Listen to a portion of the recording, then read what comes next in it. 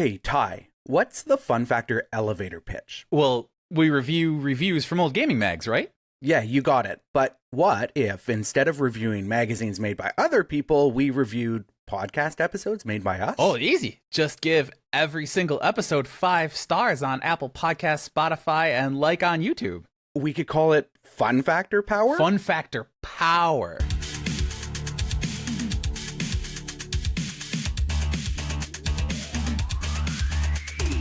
You've got FunFactor, two old gamers reviewing old video game magazine reviews. I'm Ty Shelter, he's Aiden Moher, and we're two professional writers who grew up loving the video games and video game magazines of the 1980s, 1990s, and 2000s. Every episode we take a critical look back on the games media that, for better and for worse, inspired us to do what we do. First, go to funfactorpod.com. Follow the show on your podcatcher of choice. Leave us a rating and review on iTunes, Spotify, or wherever you get your media. We'll read the best, kindest, funniest, and most insightful ones on the air in our letters section.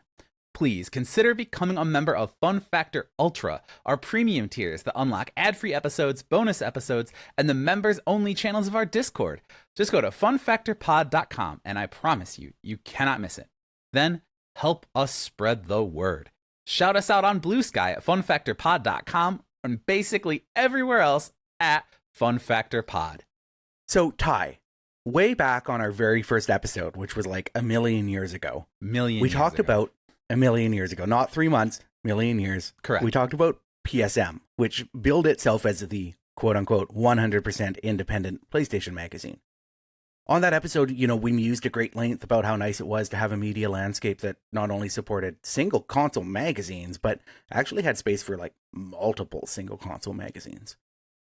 Yeah, it was a testament to both how much money was in video games media at the time, and also maybe an interesting experiment in how good coverage could be when you were beholden to one platform. Right, and I mean, of course, the granddaddy of them all was Nintendo Power, which is the magazine that we're covering in today's episode. It launched all the way back during the NES era, I think in 1988. And it had this, the first issue had this beautiful plasticine cover for Super Mario Brothers 2, which, the color palette's all wrong. It's bizarre and surreal, but I just love it so dearly. Ran for 24 years, which is among the longest in games media history. But it was also an odd duck. As an official magazine, they made no such claims to impartiality like some of the other official mags, and were very clearly a marketing tool packed full of previews, walkthroughs, interviews, etc., but very slim on actual critical content and reviews during this period that we are looking at. They sort of expanded on that later in the run and had more traditional style of reviews in the early 2000s, but in 1996, it wasn't so much. But did it really matter?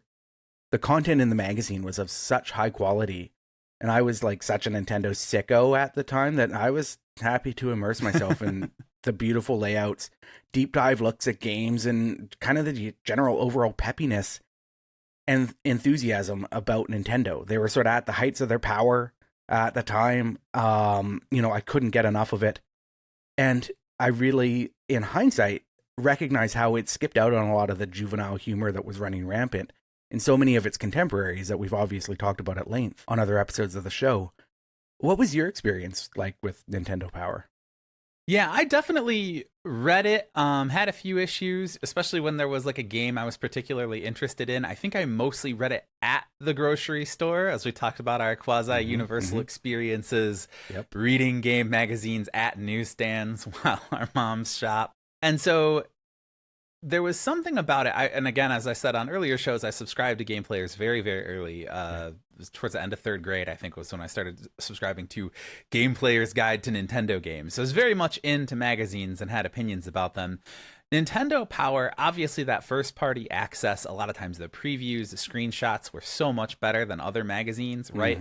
They had a lot of access, as we've talked about, to creators and developers and marketers.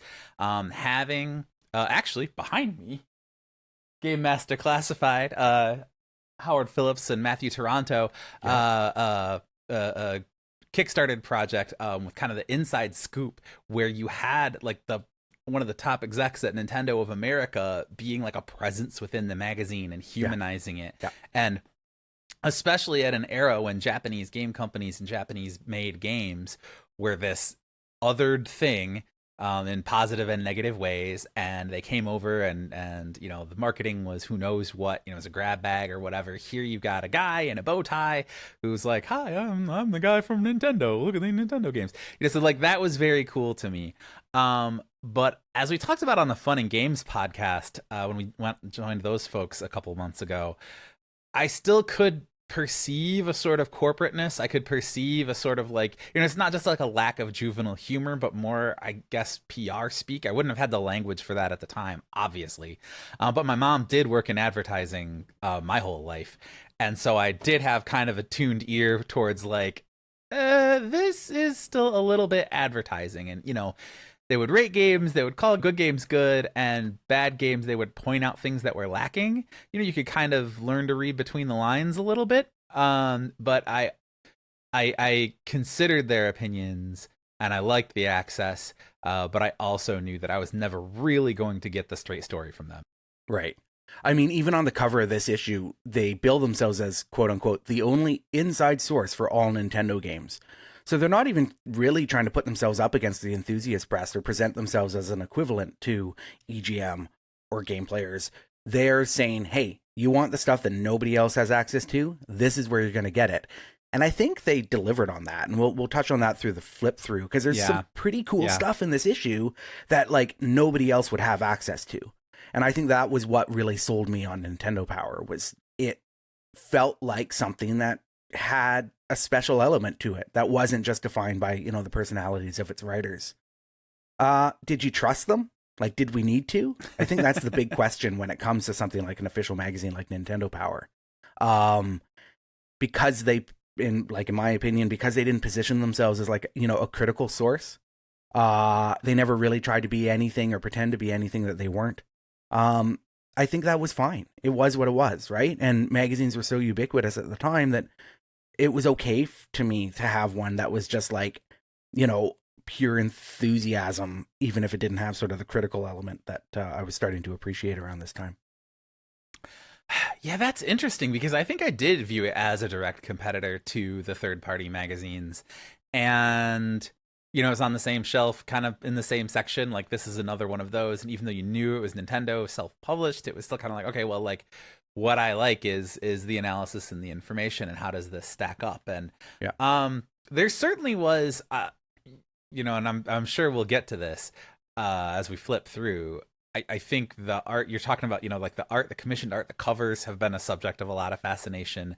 I think they had in their own way some really interesting and, you know, inspired art design and creative direction that kind of set them apart. And it didn't hurt that I was just a big Nintendo fan. I had an NES. Yeah. I had a Super Nintendo, not a Sega. My friends had Sega. I played, you know, plenty of Sega Genesis. I ended up getting a Dreamcast, the next generation, but it was like, you know, for me, Nintendo was where it was at. And even so, it still felt like, okay, but what I want is in-depth critical reviews, and what I'm getting is not that, or you know, the abridged versions of that. That was interesting enough for me to read, for sure.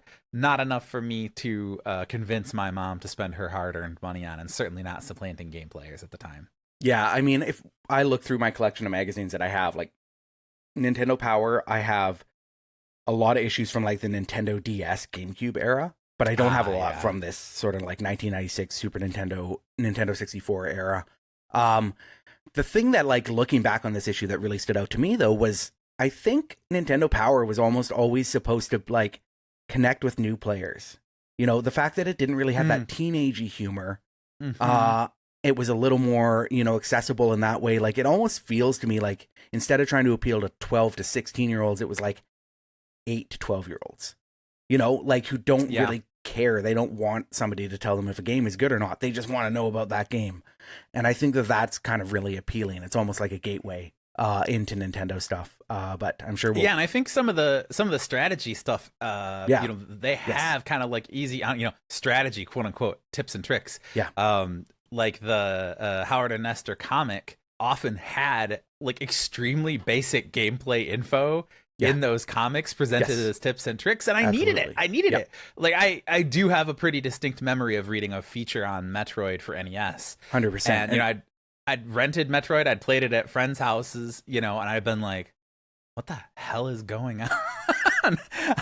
I go forward, and then I can't go forward, and then I go back, and there's a door, and I don't have what am I even supposed to be doing here? And reading a very simple Nintendo Power feature that's oh yeah, and this, you look around for stuff, and then you find the stuff, and then that lets you go backward, which even going backwards was an innovation to an extent, even at that point, right? Hey, here's my platformer, I'm side scrolling to the right, so having that Nintendo Power, just those very, very basic, this is how you play video games, kid. Sometimes it was helpful even for kids that considered themselves, very, very advanced gamers for being 7.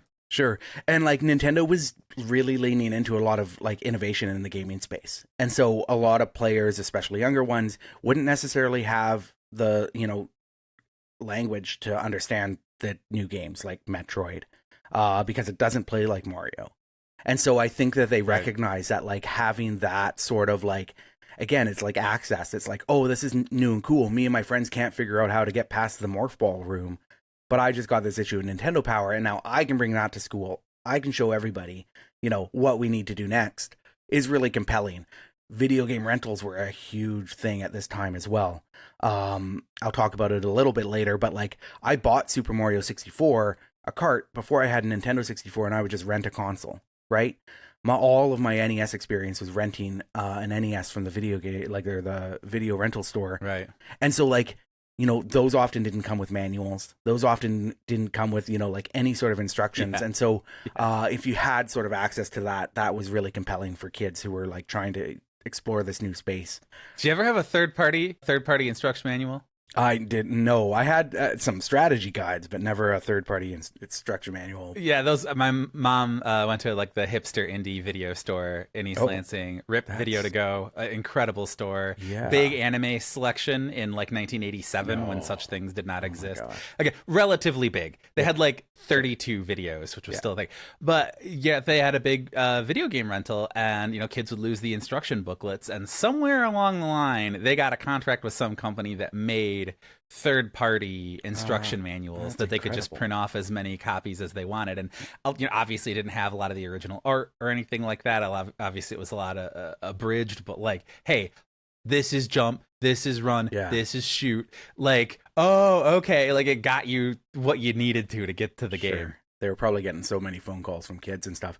Nowadays, if my kids run into any sort of friction in a game, they just start yelling for me to come and tell them what to do. And I'm man, back when I was a kid, not to sound like an old man, but it's kids didn't have access to an adult who could kind of walk them through that most of the time. So I've become the instruction manual for all my kids. But yeah, back then, you kind of did what you did and what you could. And Nintendo Power helped. There's some cool stuff in here. And as we do the flip through, we'll see they sort of merge preview material with strategy guide material, which I think was kind of an interesting way of making it more appealing broadly. All right, it's time to open the cover. If you're not already a member of FunFactor Ultra and getting ad-free episodes, hang tight through the break. When we come back, we will flip through Nintendo Power number 88.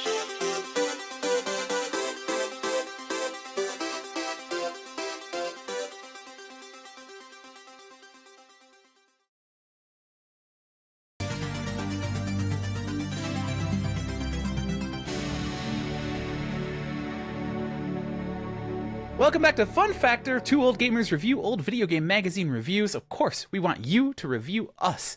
Do we get a full 5.0 in Fun Factor? Leave us a review on Apple Podcasts and we'll read the best, funniest, kindest, and most entertaining ones on the air. Aiden, Nintendo Power. I know a lot of people have been waiting for us to get to one of these issues. Give us the breakdown. All right. So we've got Nintendo Power 88. It's from September of 1996. 108 pages. So that puts it sort of in the mid-range, I would say, lengthwise, but we'll notice that there are far fewer advertisements in this compared to something like EGM at the time. Sure. Number of games reviewed is 10 for 3 systems. Nintendo 64, Super NES, Game Boy. This was a big issue. This was a big one. Emblazoned on the cover is a gigantic, huge render of Bowser, looking like way better than anything you'll find on the Nintendo 64 at the time, which I think is maybe a little misleading. Oh, yeah. But then the tagline says it all. Super Mario 64, Mario launches the Fun Machine. And I thought this, like, besides, like, the big, impactful, like, green and yellow and reds, like, really colorful cover with Bowser, not Mario, strikingly, but Bowser, the interesting thing to me was, like, this branding sticks out because at this time, Sony was entering the games market with the PlayStation. They were already, like, the PlayStation was already out.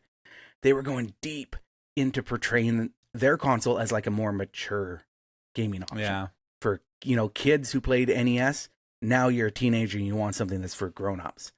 Nintendo didn't do that and still doesn't do that, right? They still lean into, like, we make video games, we create fun. No shame, no fuss. And I think that's, like, right here on the cover and really stands out to me. I think there was a quote at the time, it's stuck in my head, I can't remember what magazine I read it in, but Hiroshi Yamauchi, the longtime Nintendo president, said something like right about at this time, like, oh, well, like, aren't you afraid that, like, gamers aren't going to want to play the Fun Machine, and he was like, yeah. Our machine is not for those weirdos who go to Akihabara and dye their hair brown. Like, our machine is for everybody. I remember taking great offense to this in 1996 as a 15-year-old who I think a lot of people did. Has not gone to Akihabara and probably never will. But, like, considered myself a lot more spiritually closer to those folks than to American Midwestern families, even though I indisputably was part of one. Yes, absolutely. I mean, in hindsight, maybe it was the wrong call. Like, the 64 was pretty flat. But I don't think that's because it was the Fun Machine. I think it was, all the myriad reasons why the Nintendo 64 failed are pretty clear. And again, the Wii and Switch, right? It's like every other generation, right? It's like the idea of targeting the mass market versus the hardcore gamers is not the failure. It's the execution of the way that they target those people that is whether Nintendo is king or in a distant third place. 100%. Absolutely. And I think we're seeing also a place where we're getting back to Nintendo having a pretty clearly defined niche in the games industry, while Sony and especially Microsoft are trying to figure out what the future looks like. Whereas Nintendo's just like, we just make games. Put your games on our system. But that's, probably a whole bonus episode right there. This issue's like pretty impressive when you flip over to the masthead. So I think it's on page 7. And before I flip over, I'm going to say visual folks, for people listening to the audio version, Aiden, when he's talking about how good this Bowser render is, and so much better than anything that could ever have been on the N64, he's not joking. I don't know when this level of size and realism in a Bowser 3D model was next created, like in the history of time, but it might have been for like the Super Mario movie. Like there's the textures on the hair, the textures of the scales, like this is the particle effects, the fire and everything. Like they made this gigantic one-off 3D render of Bowser that is nothing like anything that could have appeared on the system. It's probably 2 generations away easily of being something that could be displayed in real time. It's genuinely a really impressive cover. Yeah, it's probably, I wouldn't expect to see this on the Wii, right? No. We're probably talking Wii U to get that level of like detail in the textures and stuff like that. It's 1996, so some of the texture work is crude by today's standards, but you can see the texture of his like skin, his turtle skin, texture of his hair. There's like reflections on his spikes and stuff like that. Like it really is something that Toy Story was coming out at the time. It looks like if Bowser had been in Toy Story at the time, and we'd all be like, whoa, that looks amazing. Video games have never looked this good. Okay, flipping through to page 7, we have the masthead, and this thing is it's a thing of legends. If you know anything about Nintendo's North American history, it's like a Hall of Fame ballot from the mid-90s. Publisher is Minoru Arakawa, who is the son-in-law of the infamous Nintendo president, Hiroshi Yamauchi, who you just mentioned. He was also, along with his wife, pivotal in launching Nintendo's North American success in the wake of the 80s North American gaming crash.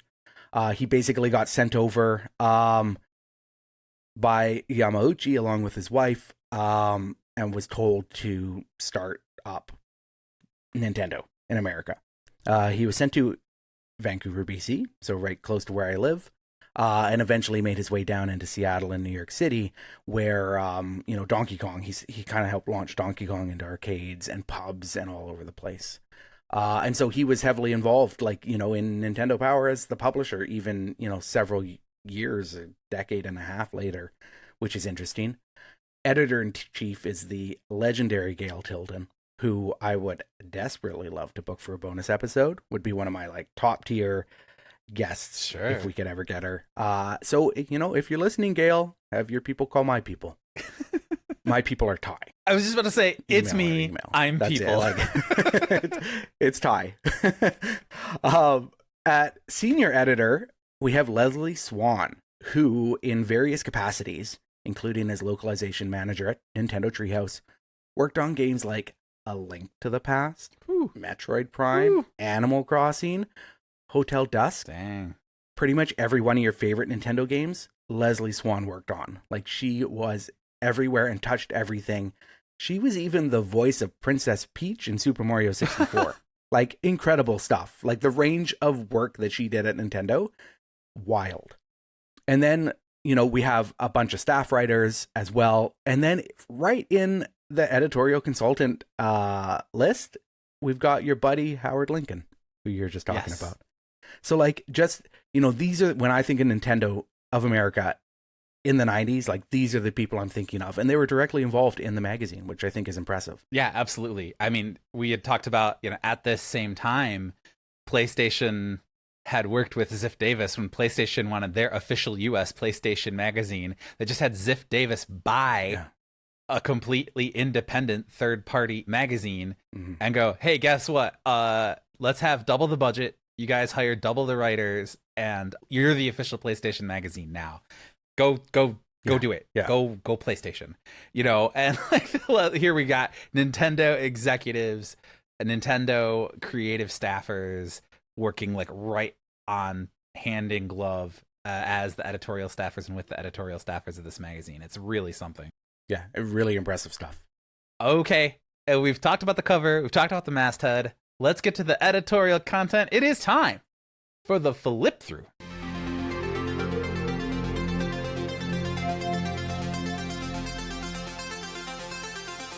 Okay, so it's called a flip through. We're not even going to have to flip the page before we get to the first thing I want to talk about, though. On pages 7 and 8, the masthead is presented alongside reader mail, which is always fun. But specifically what I want to call out today is the letter art that came in on the envelopes. That was a pretty common thing with these magazines. So people would write in their letters. It was way before email. You had snail mail letters.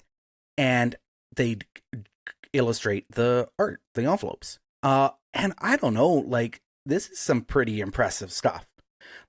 You're used to sort of amateurish, kids drawing pictures, but there's some pretty nice artwork here and unique artwork. You've got a bunch of Chrono Trigger, which is obviously appealing to me. But then there's some genuinely beautiful illustrations of Zelda, just Princess Zelda holding the Triforce, and you've got Diddy's Conquest, an underwater scene. Obviously people who have artistic talent, not just kids who are enthusiastically sort of drawing pictures from their favorite games.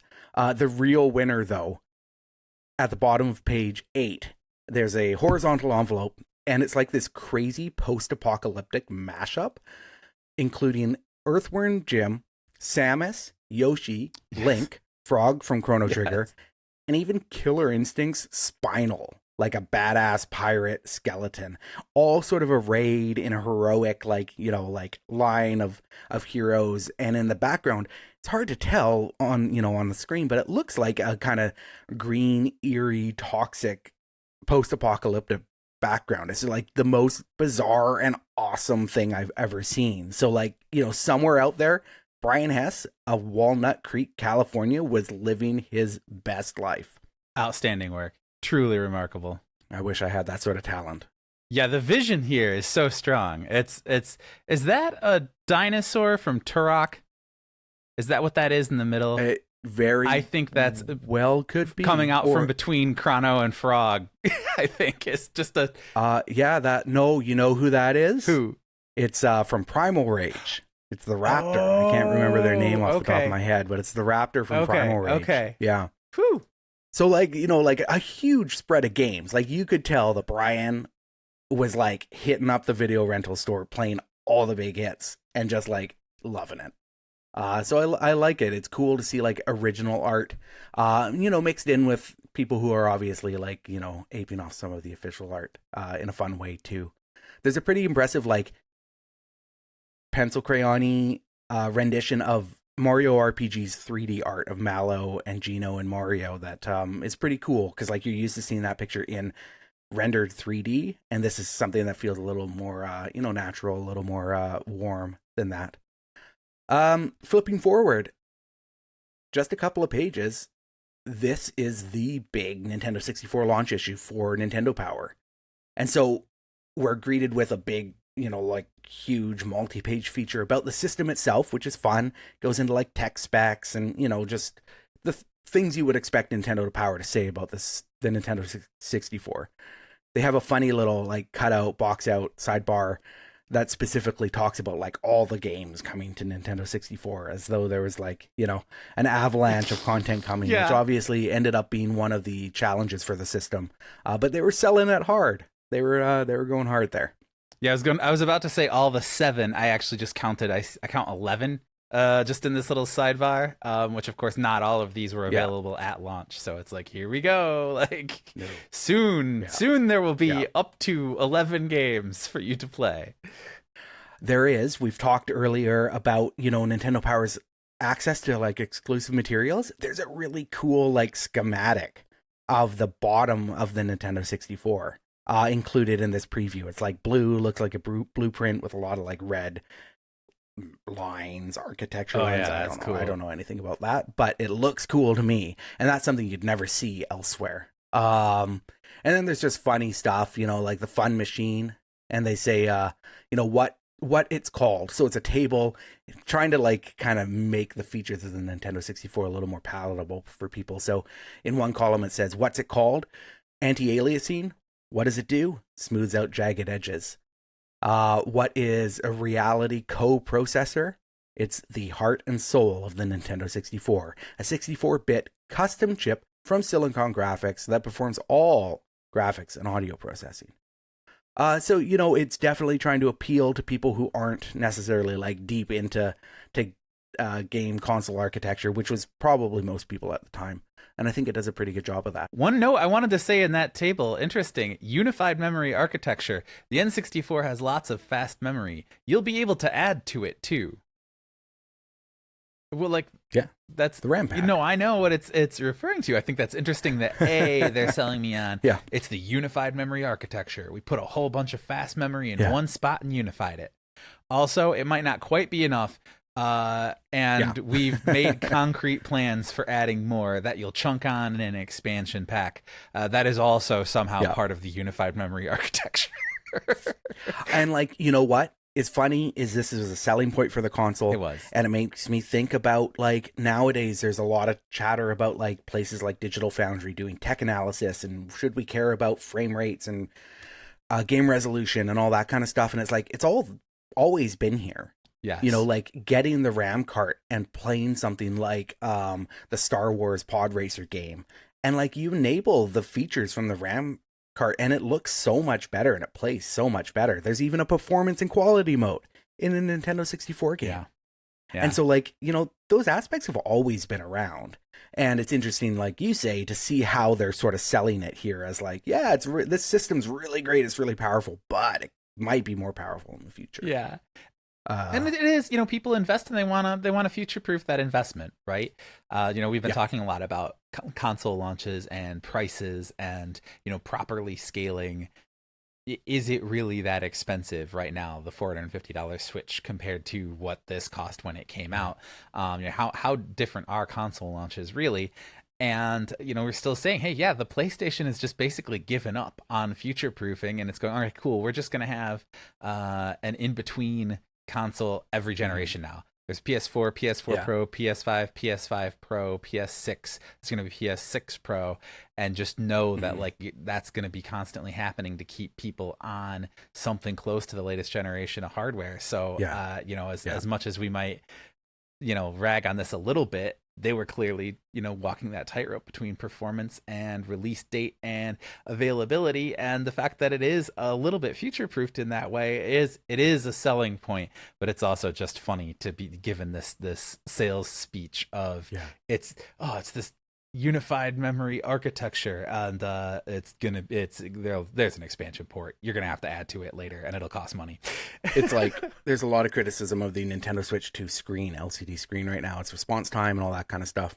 Without kind of getting into details of that, this would be like Nintendo talking about how great the screen is, the HDR, the VRR, the 120 hertz, but we may be releasing an OLED model later. Get excited about that. Yes. Pretty bizarre from that perspective, but I do think the idea of being able to expand and build on your computer to make it better was interesting, maybe appealing to PC gamers who are used to doing that sort of thing.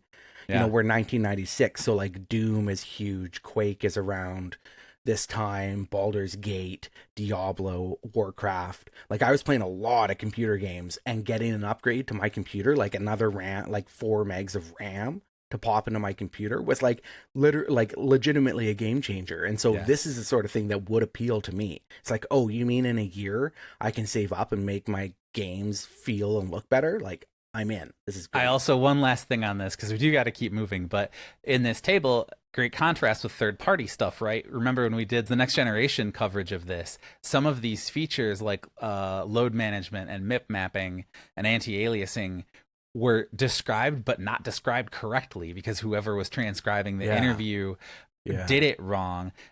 Some of this information, this technical information, is marketing speak, but also all of the features are described accurately because it's coming from first party sources and not done by like a journalist in a crowded, conference hall or whatever. So there's it does a give and take. There's a trade-off there. Absolutely. Yeah, like you're seeing like in Nintendo Power, like the most sort of like smooth-edged magazine at the time, you're seeing words like alpha blending, central processing unit, coprocessor, stuff like that you'd never really see. You'd never get a journalist writing about those sorts of things. Now we have specialized journalists who cover that stuff, like Digital Foundry. But the fact that this was in like, the sort of like preschool magazine, or, at least that's the way people think of Nintendo Power. But then you're right that this, Z-buffer information probably came from a dev somewhere at Nintendo, and then was maybe like copy edited to be a little more readable, but it's definitely a deeper level than what you were used to seeing in these at the time. Moving on, the very next feature is a big spread on Super Mario 64, like as you would expect. It was the big game. It is a huge game, right? It's like a high watermark for game design. It created new genres. It defined, 3D action platformers and continues to. This spread does it justice. It is rich with screenshots, lots of high res renderings of Mario doing 3D things like flying through the air, like kicking. And these are all of the same quality that matches up with the Bowser on the cover. Like these look really good for 1996. Way better than what the game looks like. But that didn't really matter. It was like such a vibe. I would see these renderings, and then I'd see Mario in the game. My brain would just like kind of put these renderings onto the Mario in the game because they exist in this capacity. This is like the kind of content that I would just sink into for hours as I waited to get my Nintendo 64. It's also like a preview, but it's a strategy guide, and it's a instruction manual. It's all those things we were talking about earlier. I love it. It's really engaging in a way that these mid-90s magazines always tried to be. Just unique page layouts, unique graphical assets, really, really image heavy, not afraid to spend 12 pages on something, Yeah. you know, because they have all the word count, but they want to fit all these images in. This is the way to sell video games in the mid 90s. And make them feel unique. You couldn't do this with a movie or a TV show or a book or an album. You can do this with video games though, and I think that's worth, you know, that's worth paying attention to and wondering and thinking about how we cover games now and how maybe we could do a better job of covering games. Yeah, and again, this I love this spread. It's like 15-16. It's the first 2-page spread in where you've got Mario Super Moves, Princess Toadstool's Castle are like the main headings. The subheadings for both sections are different, and they're like 3D rendered in whatever 3D rendering font. And there's like a couple different fonts, but there's a lot of space. There's a lot of color, and then stuff like Princess Toadstool's Castle. We have this kind of, abstract, blocky kind of background with a big coin. And then we've got this layout of the castle, the main hall of the castle with the 2 layers and the staircase and everything. And that is like an exploded 3D render that they must have gotten in DevTools. There's no way they could have done this any other way. To give you this layout of the interior with the roof off and no background, but then outside they've laid a blue sky, and I think it's just a generic blue sky cloud graphic, but it gives off the appearance of being there's the outside and there's the inside of the castle with all this space around. It feels really open and airy, and then also there's a picture of the outside where you can see the exterior and the blue sky of the princess's castle, and it's just a really great layout. A lot of attention to detail, a lot of professionalism, and is this Molly Patterson and her colleagues of mismatched computers like working into the wee small hours of the night, making things up as they go? No, and maybe that passion is missing, but this is passion and attention to detail and professionalism of a different kind. Yeah, absolutely. Those 3D maps, like the bird's eye view maps of each of the levels, because that extends beyond Peach's Castle. Like there's Bob-omb Field on the next page. There's Womp's Fortress. These are like, and then on page 19, there's like just a straight up overhead map of Bob-omb. Bob-omb Battlefield. This is stuff nobody else could get but Nintendo Power. And the way that it sells the idea of a 3D video game is so good, and it's useful as like a walkthrough, because like these are genuinely like useful looking maps. Like if you were playing Mario and you didn't know where you were, you could look at these maps and reorient yourself. But they also are like, hey, this is 3D. This is a new way to think about video games, about video game worlds, and this is the sort of thing we can do. We can show you the whole level at once. Just remarkable stuff. That I think, to me, like I said earlier, like, does it matter if we trust Nintendo Power's objectivity? Not really, when they're giving us kind of unique access to game content and coverage.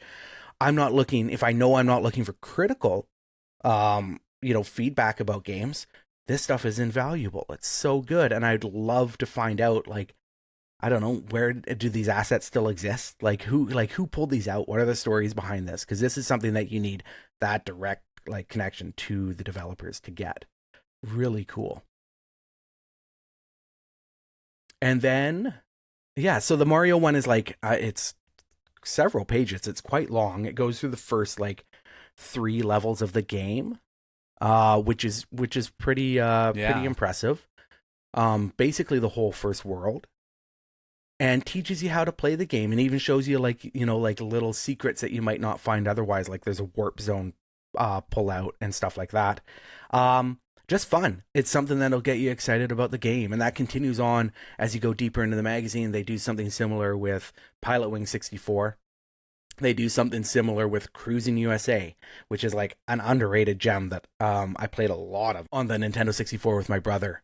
My favorite thing about the Cruising USA preview, though, is that they have like a red like Ferrari driving along with like a canyon in the background, but then like over its shoulder are the like houses from Full House, like the Pink Ladies or whatever in San Francisco. And it's just like this hilarious superimposed image. I do believe Oh no, this was made in Washington.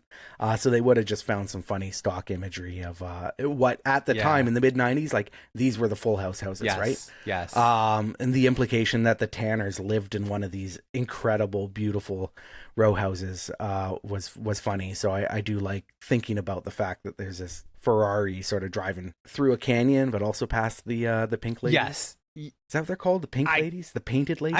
I can't remember. The Pink Ladies is from Grease, the musical. Okay. It could be. That could be. Yeah. I don't know, but I know. I think it's the Painted Ladies. Yeah. I don't know. Yeah, this is Ty from the future. They are, in fact, the Painted Ladies.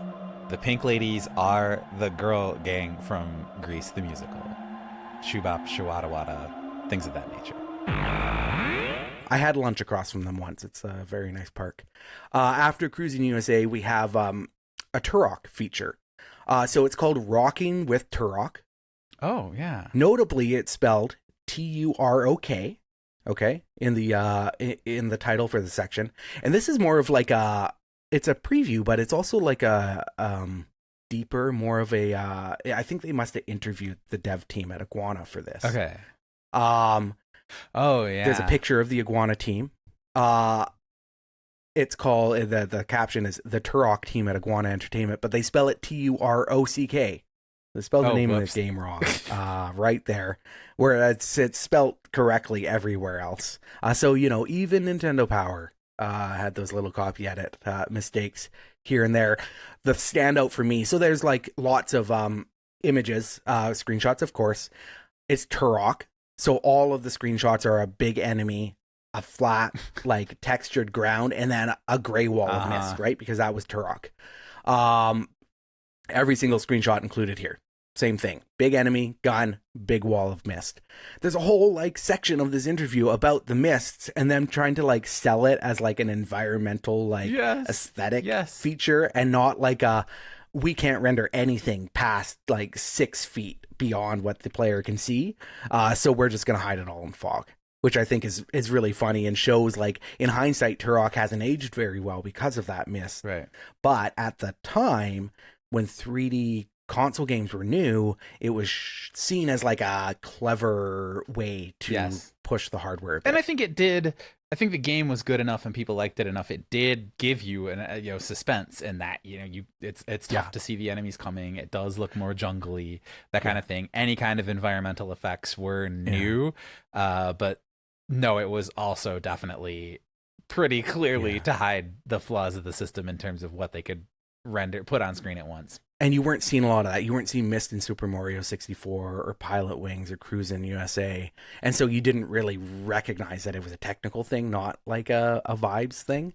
Of course, we have now gone, with however many years, 20 years of hindsight, 30 years of hindsight, we can say, oh, now we've seen Mist in a million games from this era. We know exactly what they're doing. Right. But it is interesting to see at the beginning how it's being sold as a feature. Not as a limitation. And that's why I think it's worth going through and looking at magazines, these old magazines, and understanding like what were the devs thinking at the time? Like what led to these decisions that are, remarkable now, or they're looked back at as like sort of lamentable. And you can see how it all came together. After the Nintendo 64 stuff, we've got a bunch of Super NES content. There's a big preview of Kirby, smaller previews of the GOAT, SimCity, and Lufia 2. There's some Secret of Evermore content, and then the Game Boy stuff. And this still would have been a huge draw for me at the time. Like I was still deeply into my Super Nintendo. I was still deeply into my Game Boy. You can tell the order of preference by the editorial staff because it goes Nintendo 64, then Super Nintendo, then Game Boy. But I'm glad to see that like even the Game Boy is getting some space for all of those kids out there who are still playing Game Boy all the time, right? It's all very like hype trainy promotional content, but it's really high quality. And I think that's what separated Nintendo Power from similar magazines and helped it last for 24 years, which is pretty remarkable. Yeah, and I'll say in some of these, the Kirby content, and this goes way back to the NES days, where you wouldn't just have high quality screenshots that were ripped, like from the cartridges or whatever. You've got literally whole levels laid out in one giant wall-to-wall screen graphic. And genuinely, I don't know how useful it would be to me as a player to have, you know, the Meta Knight level of this Kirby game printed half an inch high from the left page, the left edge of the left page to the right edge of the right page on a 2-page spread, and I can see every little, you know, in this like 30,000 foot view, except 30,000 feet sideways. Like I don't know what that gets me, but it's freaking cool to see. It's really cool to see. Like, wow, that's what it looks like.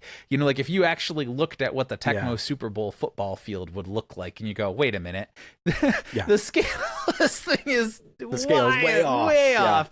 So that is graphically very cool and interesting, and again, nothing anybody else could do. And I think that this is something that's interesting to look at now, because in the Nintendo Switch 2 Welcome Tour game, they show off all the new features from the console, and one of the features they want to show off is 4K display.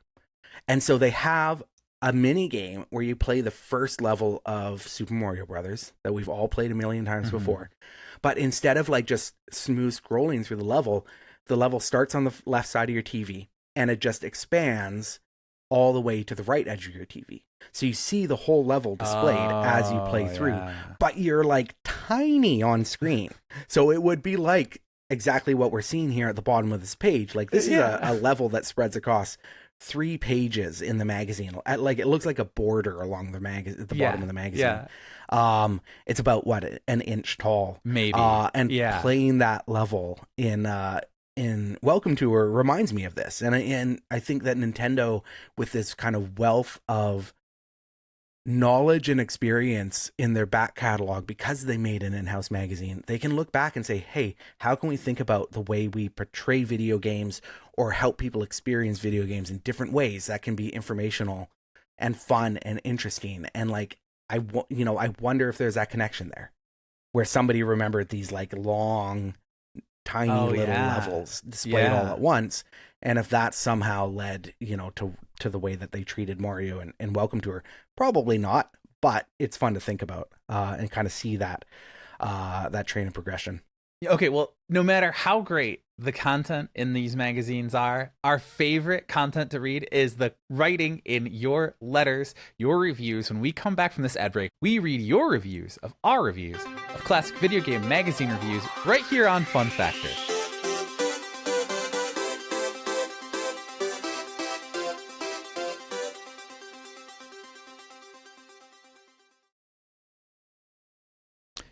So, hey everyone, this is Ty.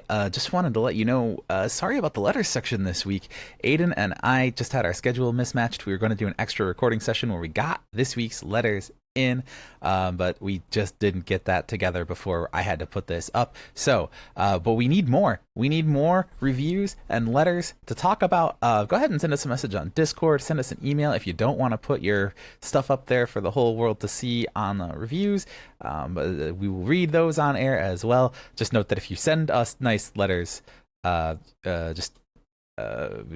will read them. If you send them to us to read. So, all that being said, let's get back to the show.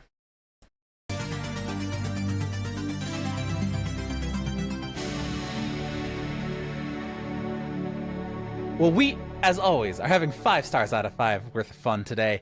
Folks, if you are too, again, leave us a rating and review on Apple Podcasts. It helps us grow, helps us get on those all-important leaderboards, moving up those Apple Podcast charts, the download numbers. It's a big deal for us. We also see people say over and over they love the YouTube version. They love having the slides and be able to actually see what we're talking about while we're talking about it. Subscribe there on YouTube. Watch on YouTube if that's what you like to do, because we got to get bigger if we want to be able to offer more of the features on YouTube that other creators like to offer you too. But now it's time to review the review.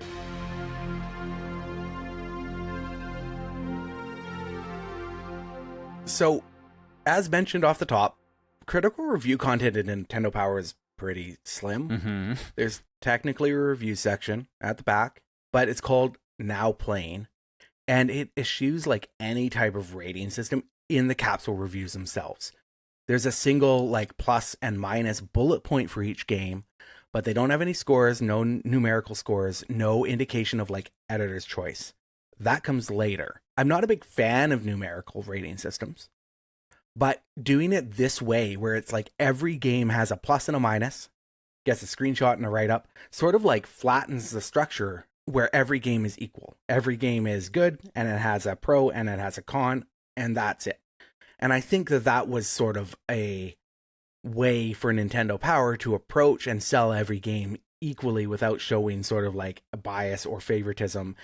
And I don't think it's great, but it, kind of is what it is. Yeah, I like the little icon code here where we've got a one person for one player mode, multiplayer alternating. There's one and then one at 50% transparency. Multiplayer simultaneous, two next to each other. Is it a password or a save, battery backed memory save? Is it compatible with Game Link, Super Game Boy Enhanced? Does it have the Super FX chip? So it's got all these little icons that indicate critical features that are the save versus password is a big deal at the time for sure. Yeah, but there's also only they display these icons beside some of the release information, the company that released it, the date, the size of the cartridge, but there's only room also for 2 of these icons.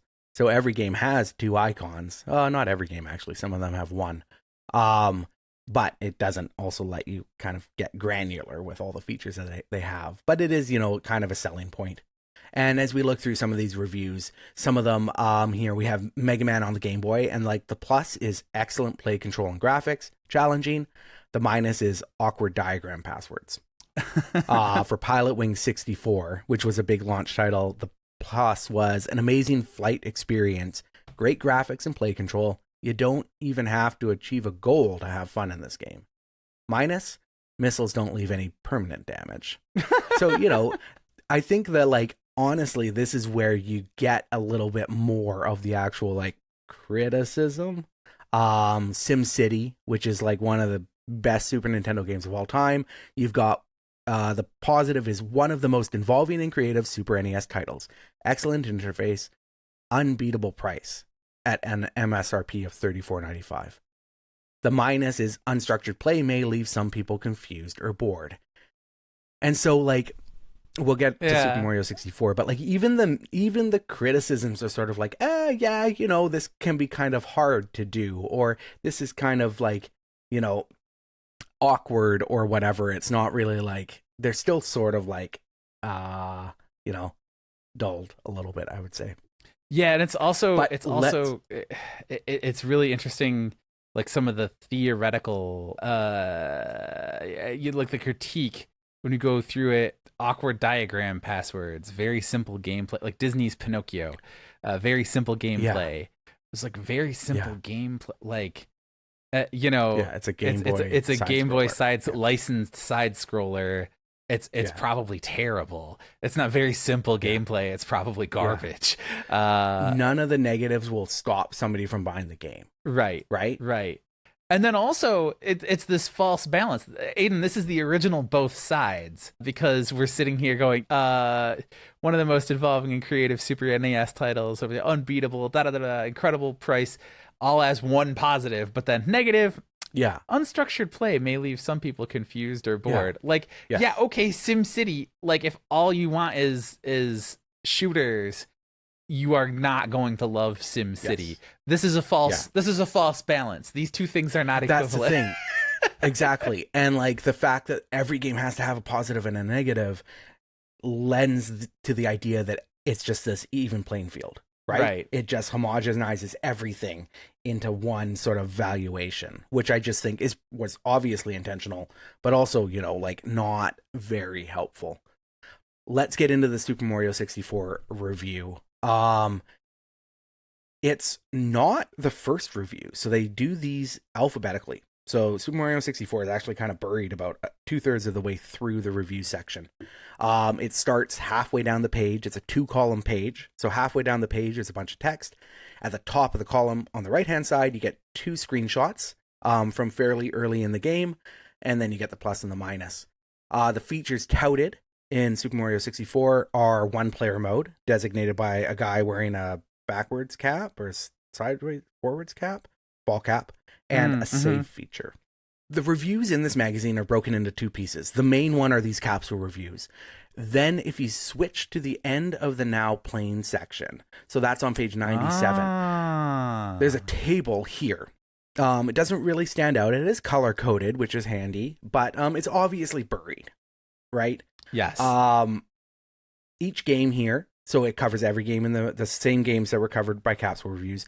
Every game here is rated on like a 50-point numerical rating system because they're scores out of 5, but you can have 1 decimal point. So I believe that breaks down to like a 50-point numerical system. Yeah. It's not really explained, anywhere what the difference. So like, for instance, the Bugs Bunny Crazy Castle 2 got a 3.5 in graphics and sound and a 3.6 in play control, 3.0 in challenge, and then the final category is theme and fun, and it got a 3.4. What's the difference between a 3.4, a 3.5, and a 3.6?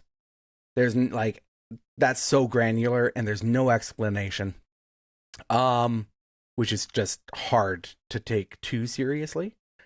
So each game is rated on each, those 4 categories: graphics and sound, play control, challenge, and theme and fun. Each game can also be awarded an editor pick from one of the 6 quote-unquote pro players.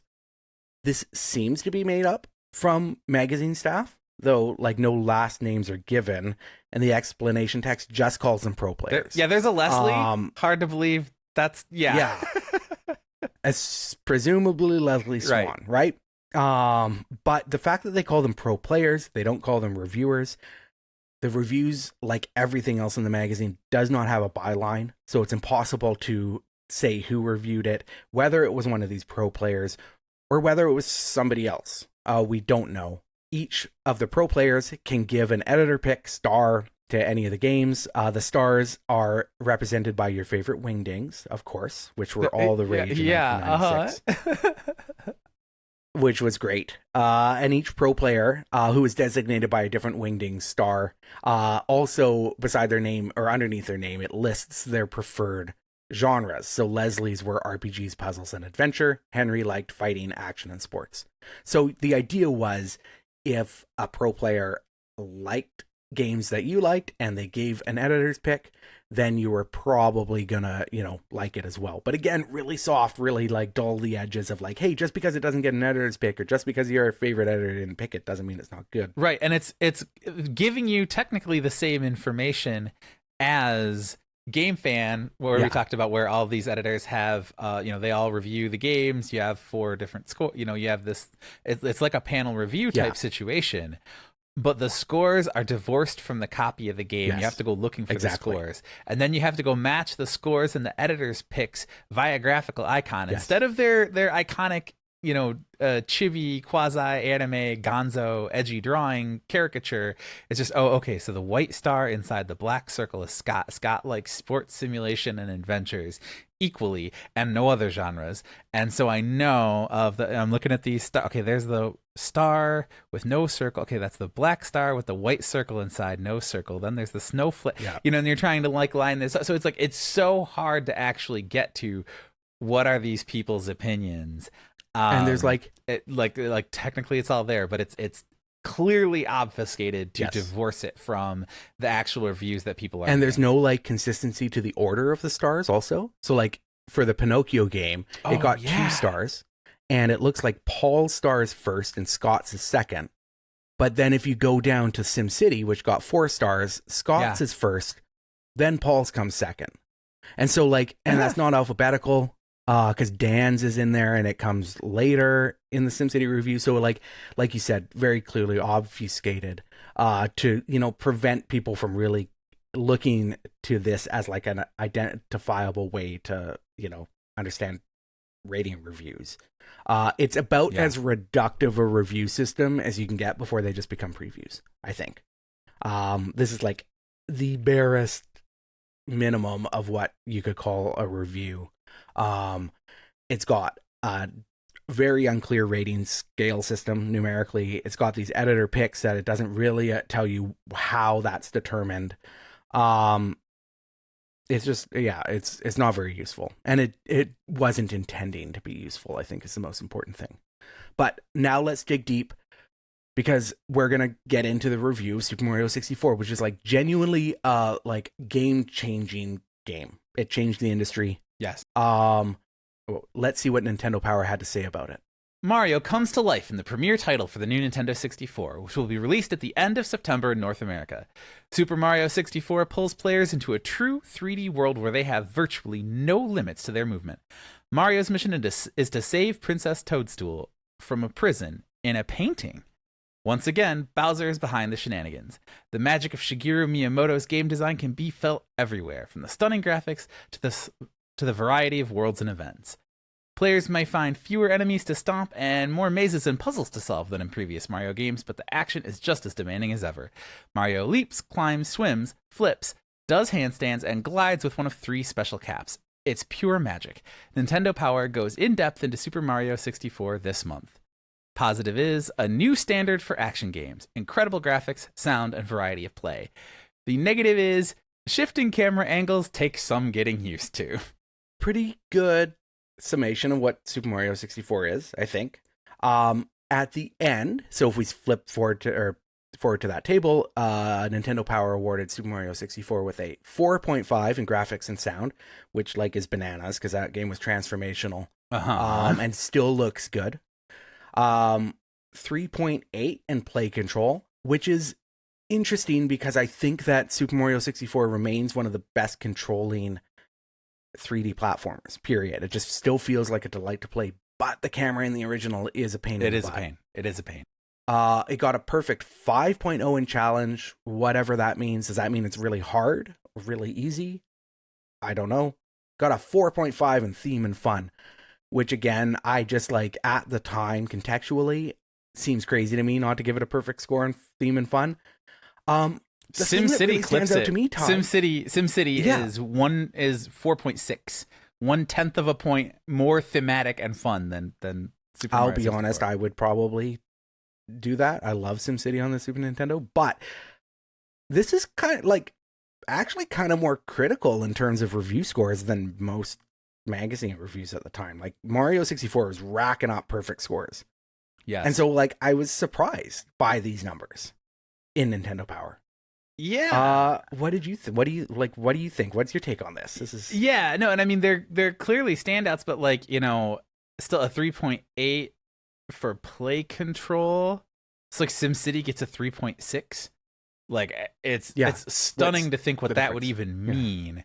Mega Man gets a 4.3, and hey, is that Mega Man for Game Boy? Yeah, I imagine that a Mega Man game at this point in 1996 has some pretty fine-tuned platforming mechanics that are going to feel slicker and easier than the first. Than Mario 64? Well, no, just, I mean, in terms of, you know what you're doing, right? Like, Mario 64 feels good, but like running around in 3 dimensions, the stop, turn, flip, jump, you know, mastering those moves takes some time, and you can miss platforms. You can, you know, I mean, it's, and like you said, the camera, maybe that's where they're kind of dinging the camera the most with play control. Yeah, that's probably a big part of it. But it's the flattening and it's the both sides where, you know, so Pinocchio for Game Boy gets 3.5, 3.1, 2.7, 3.3. And Super Mario gets 4.5, 3.8, 5.0, 4.5. You would not really be, and I guess Pinocchio did get 2 editors' picks, which is funny because Bugs Bunny Crazy Castle 2, also a licensed property for Game Boy, got slightly better scores across the board and no editors' picks. You know, so Pinocchio it's like Pinocchio for the Game Boy got more editors' picks than Mega Man for the Game Boy, which got 4+ in every category. 4+ scores in every category. So it's like you're sitting here and it's this flattening, right? When you're disembodying everything from everything else, it's so hard to tell. It is so hard to genuinely go. Super Mario 64 is a landmark and they say it in the text. It is a huge it's a breakthrough, it's a standout, incredible, and they're not wrong. But it's so hard to see from this scoring system that a bunch of completely forgotten games for Game Boy and Super Nintendo just don't even hold a candle to what's happening here with Super Mario and Pilot Wings, frankly, which is a great game as well. And I think SimCity also. SimCity, like you said, for Super Nintendo, I also think that's a classic. That's a great game. It does not, there's no daylight between it and Realm, which I don't even remember. Yeah. There's no daylight I don't even between know what Realm is. Yeah. Yeah. And like the one really truly putrid game here, War 3010 The Revolution, still is 2.8, 2.8, and 3.3, which is still like, oh yeah, basically a 3 on a scale of 5. And that is like clearly garbage. So you just go, it's like a okay, 6 out of 10. Yeah. Yeah, right. And this, what it should be, it looks like it should be a 3 or a 4 out of 10. So it's just flattening everything to the point where nothing means anything. Yeah, exactly. That's right. And it's just unuseful because you can't contextualize any experience against another.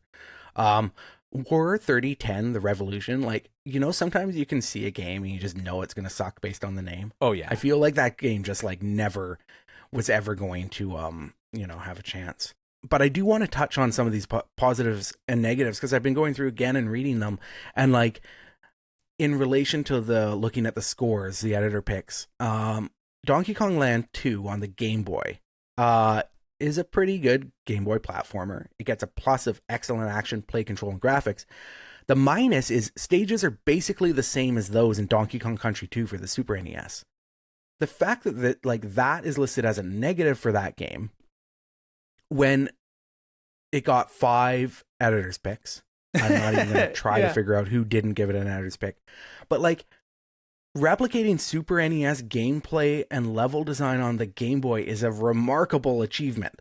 Right. And the fact that that's portrayed as a negative here that is equal in like weight to Realms negative, which is no save feature and unbalanced levels of difficulty. Like that sounds awful. Like a game that's too hard and doesn't have a save feature, it sounds like an old exploitive arcade game. Right. And the fact that that is given the same weight as stages are basically the same as those in Donkey Kong Country 2 for the Super NES. Like that to me is an achievement, but it's put alongside something that's like genuinely it would turn me off a game. Well, and that's just, it's so hard to contextualize. I get if you've already played DKC2 and you go back to this one, you go, oh, I've basically already played this game.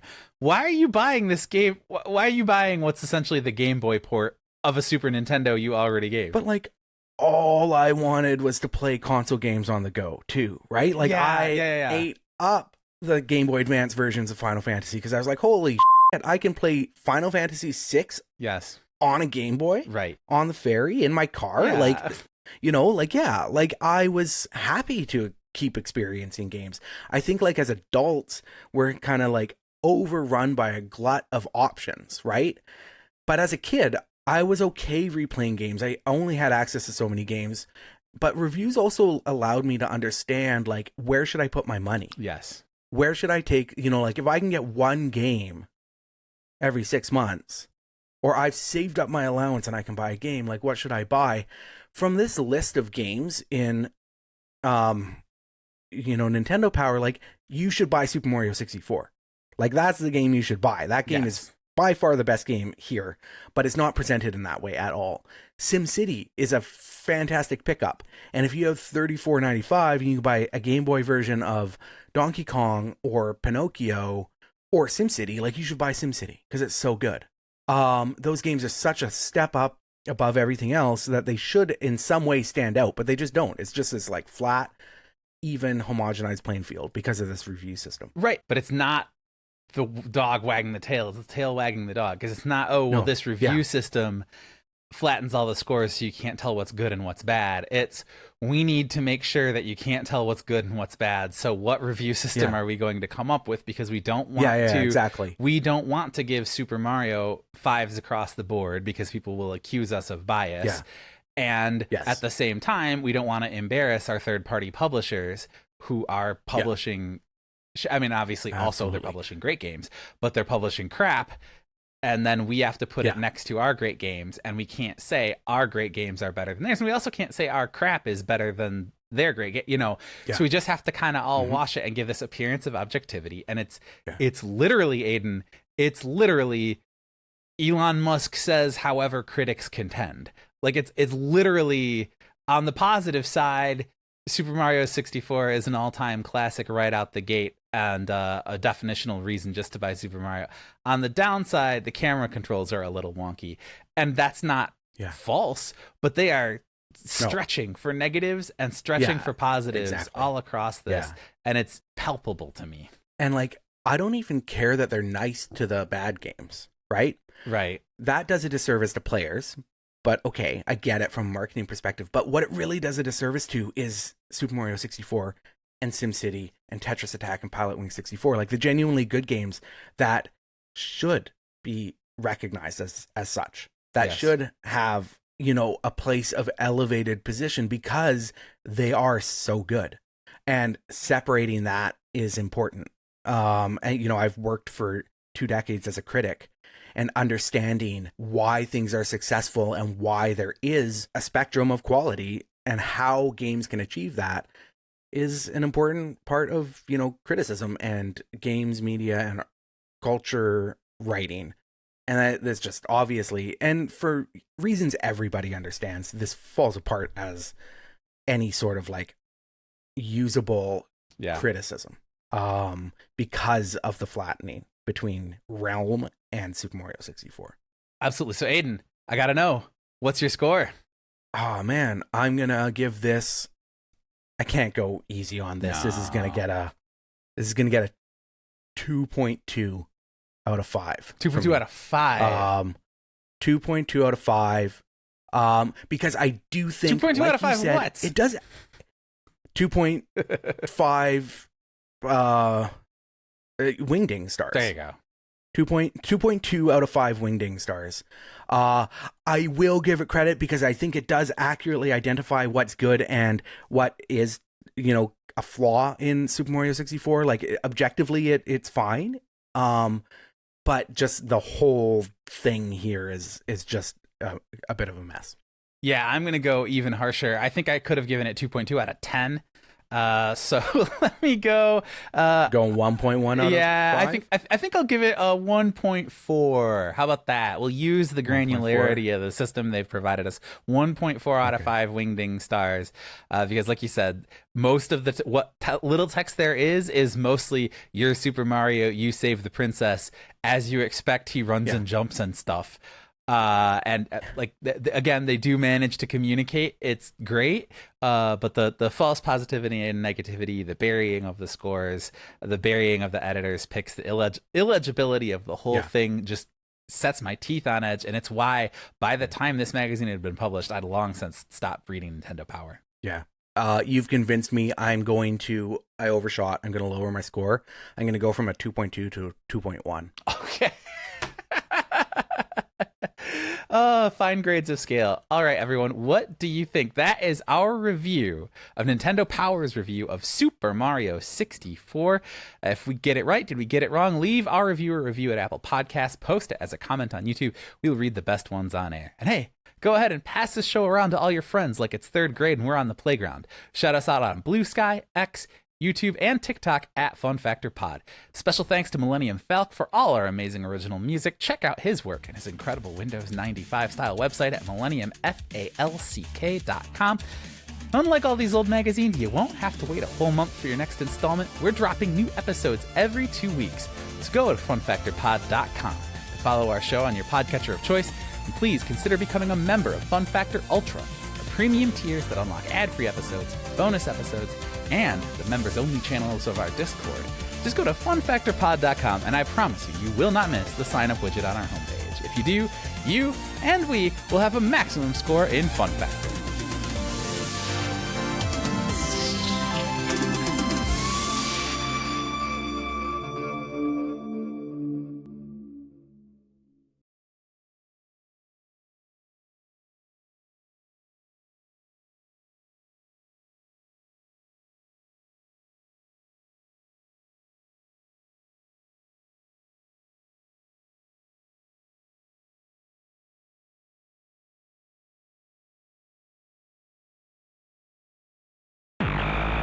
In the 90s, like, these are the people I'm thinking of, and they were directly involved in the magazine, which I think is impressive.